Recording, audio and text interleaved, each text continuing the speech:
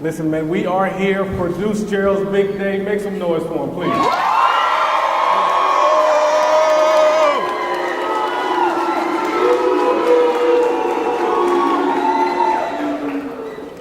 If you don't mind me just for a second, this is how I would like to introduce him. In middle school youth football, he came onto the scene, All-American. 9th grade, All-American. 10th grade, All-American. 11th grade, All-American. And now his senior year is the same thing, All-American. Give it up for him.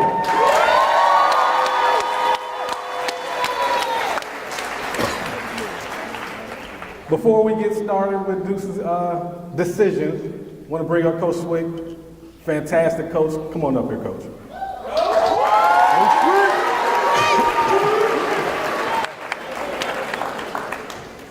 How we doing tonight? Thank y'all for coming today. I'm new to experience. You look at the impact this young man has had, and we talk about it all the time with our players. You know, what you do on a day-to-day basis is going to impact the people around you. And this is a prime example. You know, we're here for Travis Hunters. As we speak, we're looking at the people at that. So, you know, kudos to you, shows the type of kid, young man that y'all raised, and call so pleasure to, you know, have a kid like this here. I met Deuce his 9th grade year coming in. One of the things that really stuck out for me and showed me that we were very, very similar early on. We were in weight training. He was wearing a Dragon Ball Z shirt. This was our first conversation. If you're Dragon Ball Z fan, you understand what I'm talking about after I'm done. But he had Goku and Vegeta. And I said, who's your favorite? He said, Vegeta. And I said, I know exactly what type of player I'm getting out of here. And you know, Deuce is top kid. Being in his 9th grade is not something that normally happens. But Florida's on the field, and he's a young man, and you tell him to do something, he's going to work to get that done, you know, as soon as practice is over. And the impact that he's had on the hill, you know, in the building, in the classroom, talking about, you know, student athletes who are 3.7 GPA, you know, top tier. He's stepping all around, and, you know, for us, that is something that we cherish, and we, you know, we're thankful that we have had, and I just want to make sure I tell y'all, thank y'all for trusting us and allowing us to coach your son. And, you know, it's been a hell of a journey, and we're, you know, year 3 going to year 4, and the story book ain't over yet. And we talked about it on 15-0, and, you know, this year's going to be special. Just going to say how proud I am, how proud we are of you. And no matter what decision you make today, it's your decision, and you can't go wrong with those elite schools up there. So, Deuce.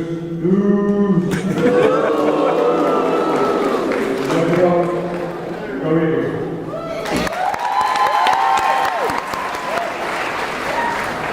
Good job, guys. Good to see you, man. Okay. All right, I want to bring up one more coach up here. Great guy, great trainer, also a coach as well. Has done a great job around the city, around the state, around the country. Coach Beck, come on up.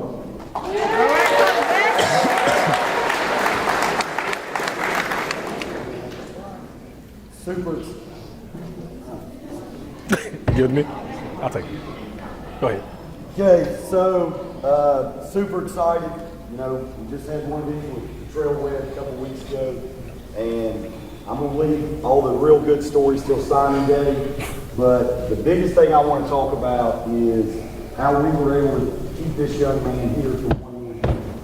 You know, he could have left. There was a lot of financial opportunities out there. You know, we think about the NIL world right now. He left a lot of money on the table.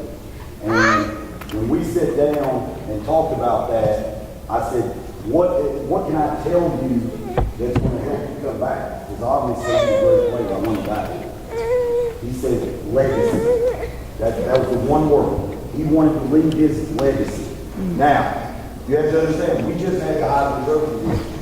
And everybody wants to talk about that. But if you know me, and you know my guys, this is D-line league. It is. We produce D-line. Okay? It's what we do. Since I've been here, I've had 4 All-Americans in 6 years. It's what we do. And he gets upset. The rest of the guys get upset. You say this is anything but D-line league. So legacy is what kept him here. And then I said, okay, what is your legacy? He said, I want to be a state champion. That's it. It wasn't personal. It wasn't about him. It was about the program. He wanted to be a state champion. And if you know anything about him, he may be the only person more competitive than me.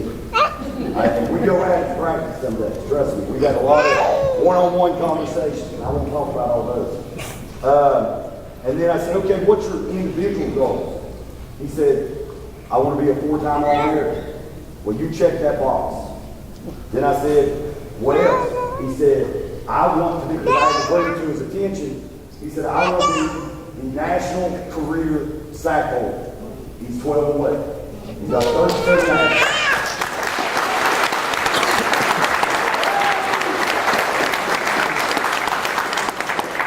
and I'll be honest with you, probably we broke it last year.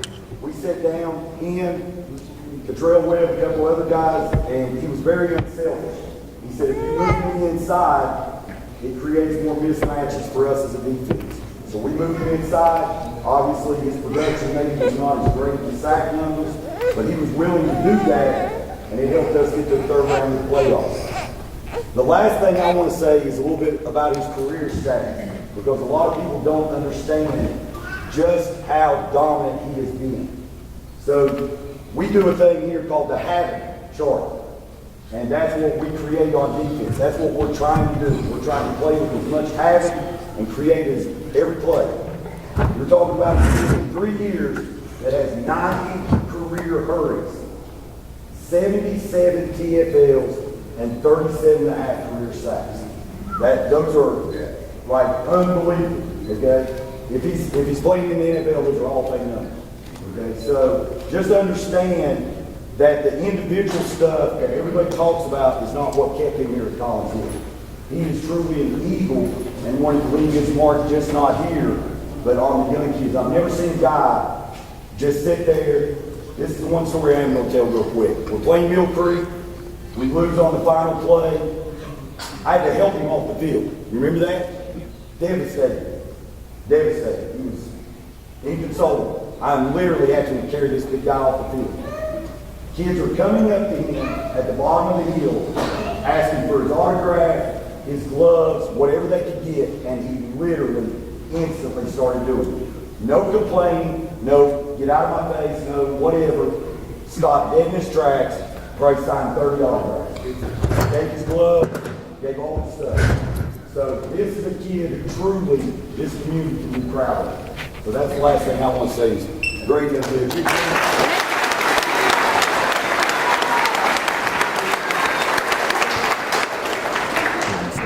Right there. All right, Deuce. You got a lot of people out here, man. Packed room. It's really great to see, in all honesty. You tell me how it feels when you see this. I just appreciate everyone that came out here to come out to support. Like, I really appreciate it. It's truly a blessing. I just thank all y'all. All right, Deuce, you got some pretty big-time schools here that want you to play. We got something.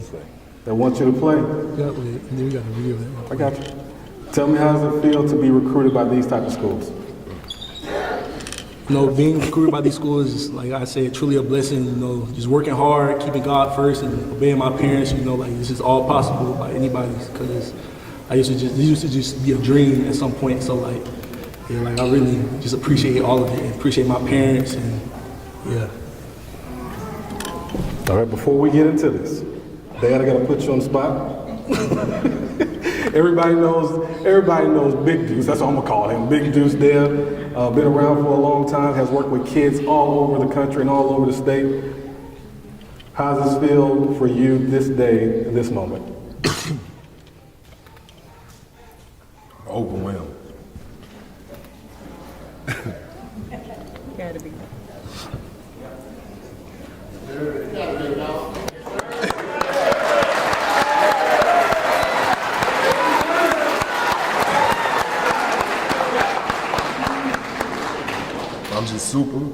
I'm super proud of the young man he's become. I'm super proud of the man he's becoming and growing to be. He has a very unique story of adversity,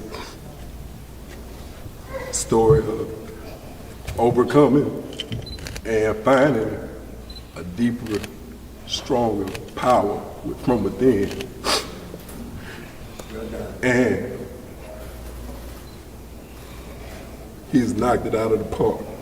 Everything that's been laid in front of him, he's approached it with a relentless effort, with a relentless pursuit. His desire to be great, his desire to make everyone around him better is unmatched. I get a lot of folks like to give me the credit for it, but I said, when you come across certain people in life and certain people in the world, you just see that they touched by God. They touched by God himself. And we're saying, I saw that in him at a very, very early age. Y'all wouldn't believe he could have been no older than this one right here. I said, son, what you think you want to be when you grow up? And he's like, damn, be a football player. And I'm like, that's the pretty typical answer. You got a dad that played football. You grew up watching your dad play football. And then he said something that's, just unfathomable. He was like, I'm gonna be in the Hall of Fame. And I said, the Hall of Fame? I'm like, you 4 years old. Hey, you don't even know what the Hall of Fame is, bro. What is you talking about? He's like, I'm being in the Hall of Fame. And I knew from that day, I said, he's different. It's just something different about this boy. And just fast forward to where we are now, the journey that God has allowed us to partake in has been nothing short of amazing. And I'm just so proud and honored and privileged to call myself his dad. Yes, sir. Yes, sir.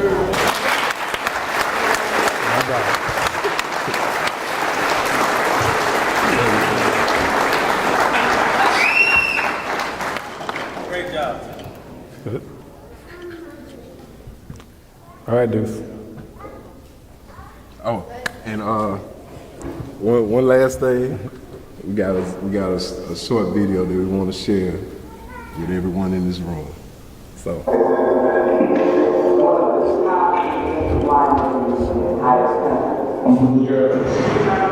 Deuce Geralds. How was it for Daverin to address as a young age? Moving from Baton Rouge to Georgia was really a blessing in disguise. Even though within my first year living in Georgia, I lost my mom, but now I'm happy to call Georgia my home. What made you pick up that moment?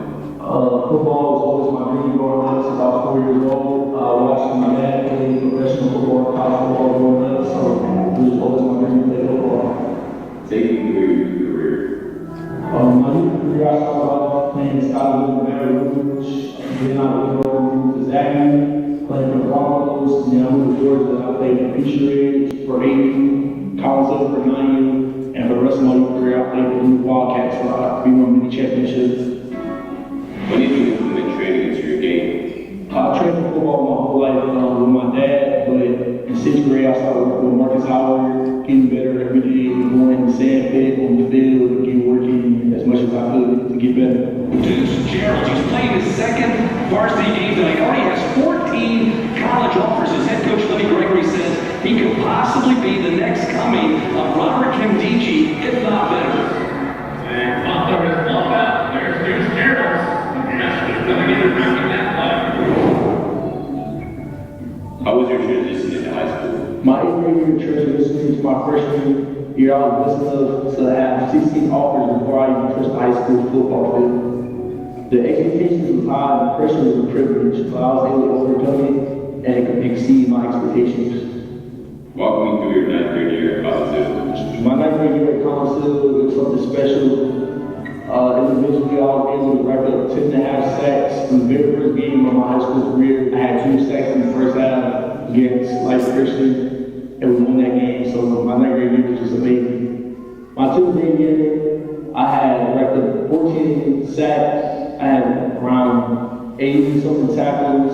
I was an All-American, Maxwell All-American again. I was first team All-County, first team All-Region, and I just dominated the State. My 11th grade year, I was in the National All-American again. I had 13 sacks, 114 tackles. I was first team All-Region, first team All-State, Region Player of the Year, County Player of the Year, and Region Player of the Year. How was it playing in the Under Armour game as a junior? Playing in the junior game as a junior was really a blessing. It was the first year they allowed juniors to play in the game, and I was able to make an impact having 2 sacks and winning the game. What about the Polynesian? Playing in the Power was truly a blessing. I was one of the few juniors to ever play the game, and I was the first ever junior to win Polynesian Bowl MVP. What does your family mean to you? My dad brought this whole football journey. They've always been there, been my biggest supporters, and I'm just so thankful for them. They're just a true blessing to my life. They've done everything they could to this point, from taking me to every single school I needed to go to, every visit, every camp, put me out there. It was just, they've always been there for me. I wouldn't be here. I lost my mom at a very young age, around 7 or 8 years old. But I feel like that's made me a stronger person, made me work harder than anybody else around me. With all that being said, all the way up to this point in my football career, the journey has been nothing but greatness and a blessing. I'm nothing but grateful for it. The time is now.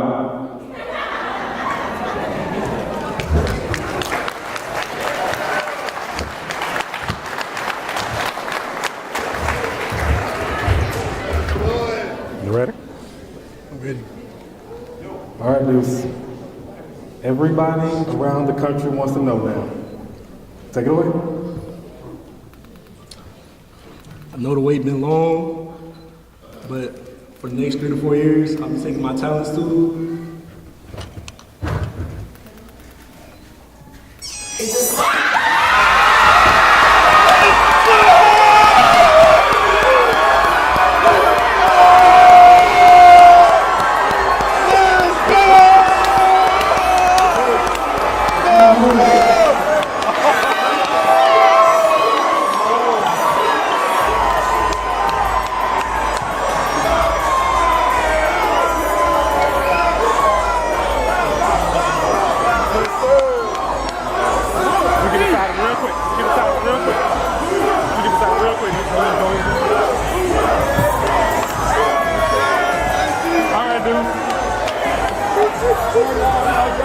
Let me get you for just a second. Let me get you for just a second, Deuce. What made you make the decision that you made? You know, LSU was always my dream growing up, dream school. You know, all my family's from there. I was born there, so, and then like the LSU coaching staff, they just treated me like family since day one. Just got family ties there, and it was just the right place for me all the time, the whole time. Well, I'll tell you what, then you can end it with the slogan that they always use. Then you go ahead, you got it. So Tigers. Go Tigers.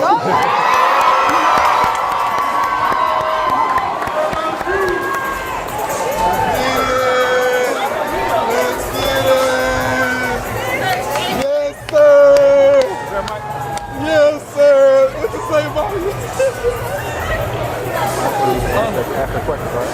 Did you say? Yeah. Already know. All right, guys. We coming home. They need to ask. Yeah.